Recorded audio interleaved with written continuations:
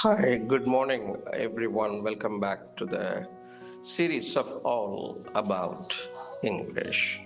Down the road அப்படின்னா எதிர்காலத்தில் அப்புறமா வர வேண்டிய விஷயம், future are at a later, unspecified time.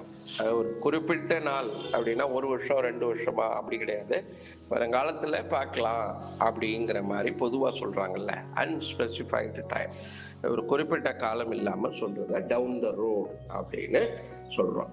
அதாவது காலம்தான் பதில் சொல்லணுங்கிற மாதிரி அதுக்கு அர்த்தம் கிட்டத்தட்ட. உதாரணம், we will figure out the exact budget a few years down the road. கொஞ்ச நாள்ல, கொஞ்ச வருஷத்துல நாம அதுக்கான எக்ஸாக்ட் பட்ஜெட் ஃபிகர் எவ்வளவு, அதுக்கான அமௌண்ட் எவ்வளவு செலவாகும் அப்படிங்கிறத நாம சொல்லலாம் அப்படின்னு சொல்றாங்க.